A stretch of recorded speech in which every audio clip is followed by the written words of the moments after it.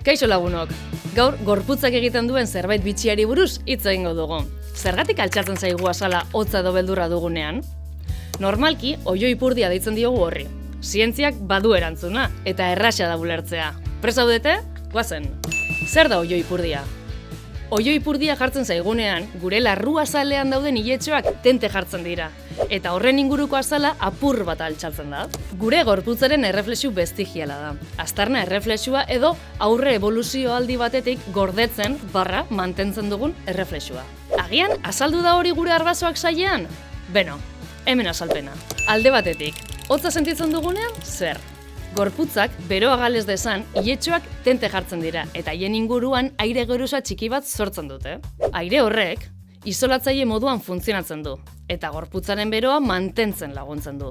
Hau oso baliagarria zen gure arbasoentzako, ile gehiago zutenean. Orain, hainbeste ile galdu dugunez efektua ez da hain eraginkorra, baina gorputzak ohitura zaharrari eusten dio, ezin diogu eboluzioari kontra egin. Bestalde, beldurra edo emozio handia sentitzen dugunean, zer?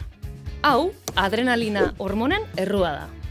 Beldurra sentitzen duzunean, edo emozio sakon bat, adibidez musika eder bat entzuterakoan, zure gorputzak adrenalina askatzen du. Adrenalinak borroka edo ihes erantzuna aktibatzen du, oso zaharra den ekintza bat.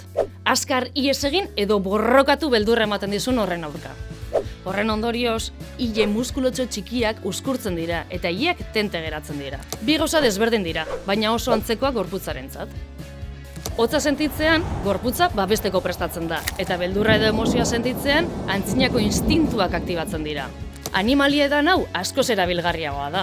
Ile-tenteek handiagoak eta beldurgarriagoak dirudite etsaientzat. Beraz, hurrengoan norbaitek zerbait polita belarrira esan eta oioi ipurdia jartzen zaizunean gogoratu. Zure gorputza, historia horreko superinstintu bat erabiltzen ari da.